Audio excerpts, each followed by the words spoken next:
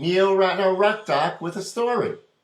This week, in September 1966, Donovan had the #1 song in the United States with Sunshine Superman, a song that's credited as being maybe the first psychedelic pop record. Donovan had embraced the United States counterculture, and he was listening to bands like the Jefferson Airplane and the Grateful Dead.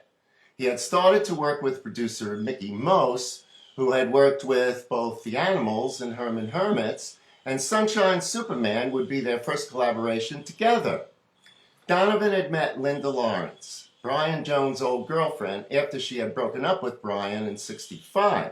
But she was gun-shy after having been with a rock star, and she didn't want to start another relationship with another rock star.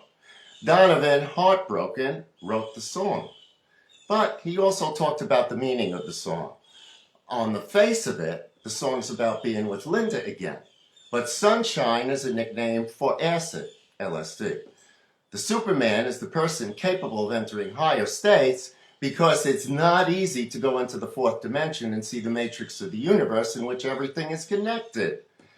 Donovan was a good friend of the Beatles, and Mickey most begged him not to play the track for them because he was afraid they would copy him.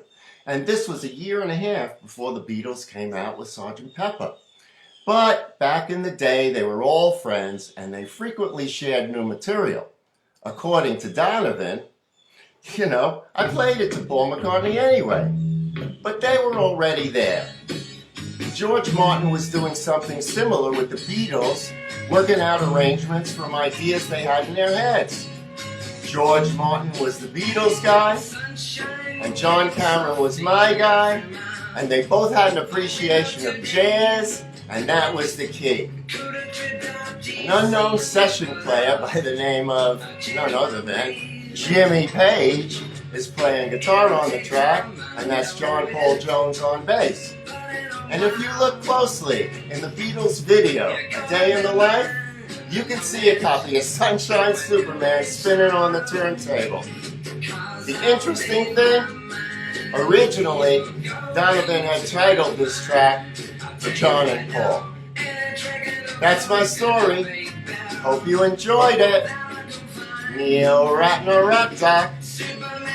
Have a great day.